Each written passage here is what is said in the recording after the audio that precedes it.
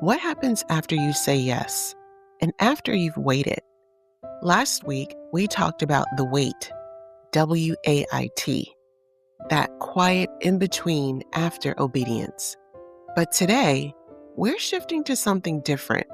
Not the wait, but the weight, WEIGHT, the weight of carrying what God gave you. Because every yes comes with both. Welcome to My Question for You.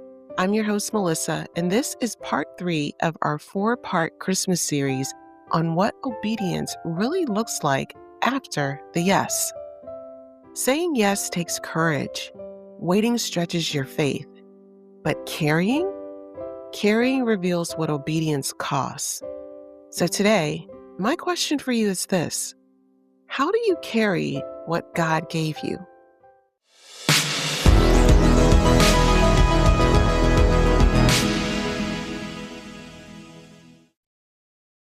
As we continue our story from last week, when we're thinking about Mary, especially in the context of Christmas, we always, of course, think about the manger scene, about the birth of Jesus. We see her as peaceful and glowing, but we all know real obedience rarely looks like a Christmas card.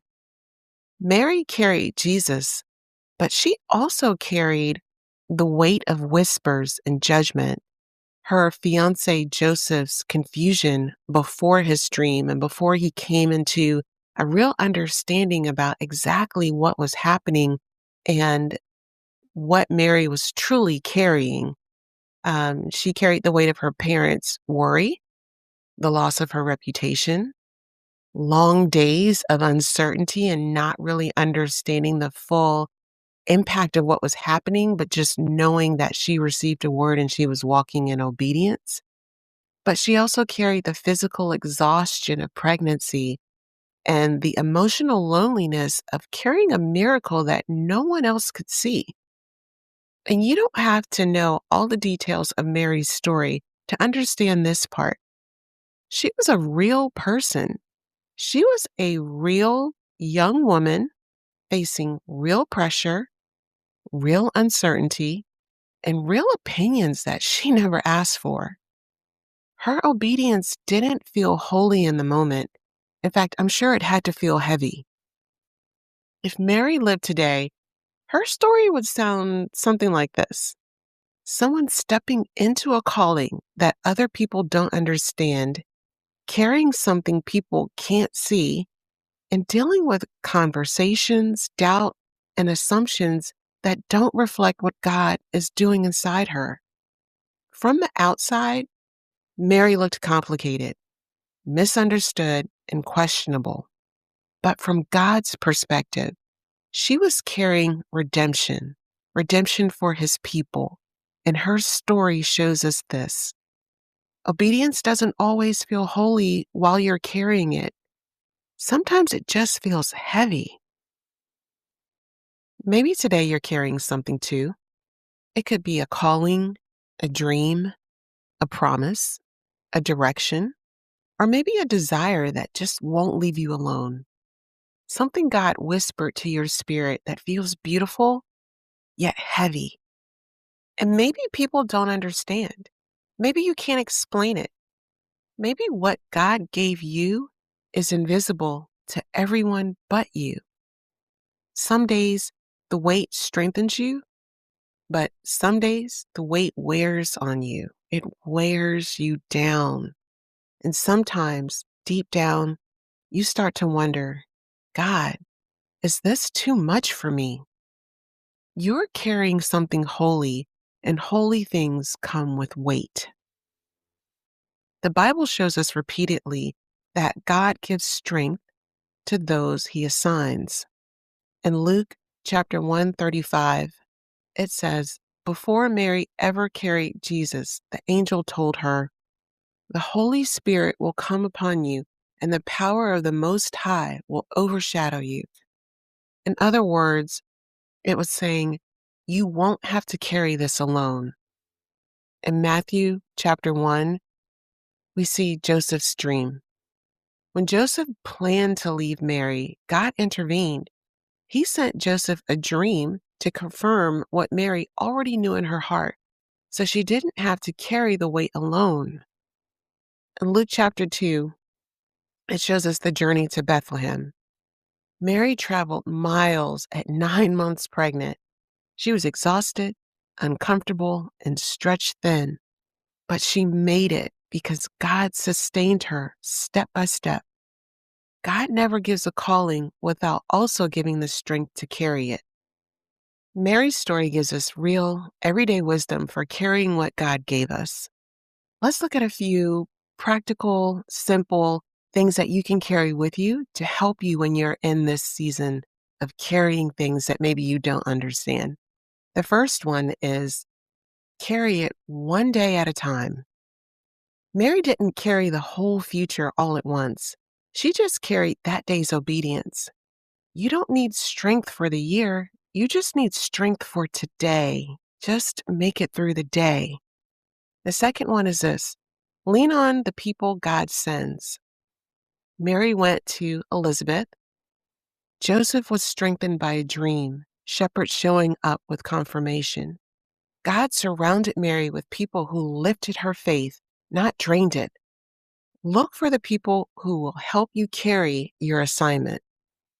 Number 3, let God grow what he gave you.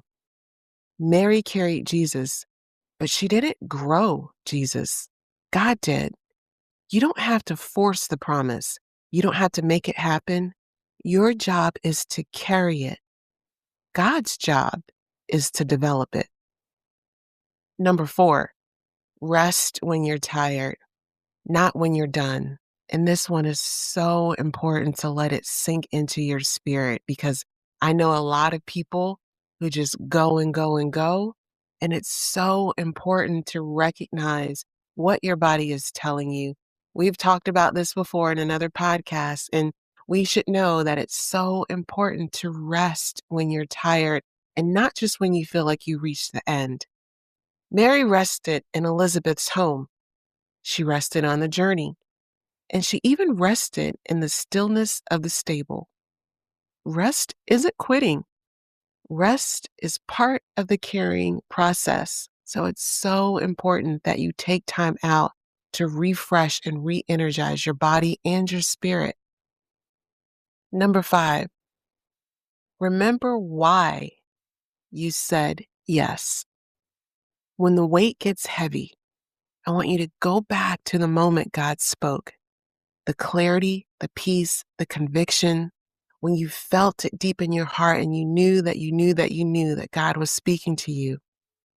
Strength often lives in the memory. So from time to time, you have to remind yourself of why you said yes to God in the first place. And number 6, remember, weight builds strength. If you've ever lifted weights, you know this. The heavier the weight, the stronger you become. It feels awkward at first, uncomfortable, too much. You get tired, you want to give up, your arms are shaking, your legs are wobbling. But over time, you grow into what once felt impossible. God is not trying to crush you, he's strengthening you. Every time you carry what God gave you, you build not only spiritual muscle, but you're building endurance, resilience, confidence, trust, and the deeper dependence on God. The weight is shaping you for what God has already planned next. So trust the process and let it do what it needs to do. Let God work in you the way he's trying to work in you. I'd like to leave you with an affirmation to help carry with you as we come to the end of this year and are moving into a new season. I hope that you will think on this affirmation and just repeat it to yourself from time to time whenever you're feeling a little weary. I want you to just think about and say, God trusted me with this. God will grow this in his timing, and God will strengthen me as I carry what he placed in my spirit. Say that slowly. Say it when the weight feels heavy, and let it remind you you're not doing this alone.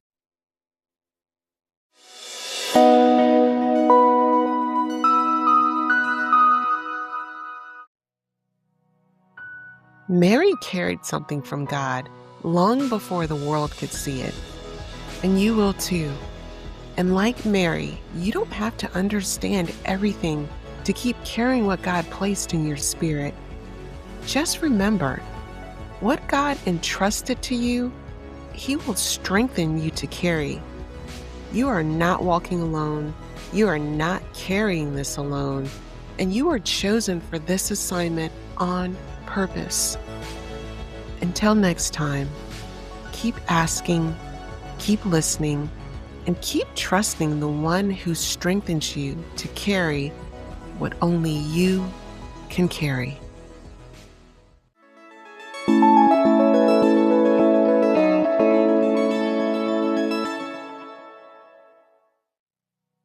Before you go, if this episode stirred something in you, don't let it stop here.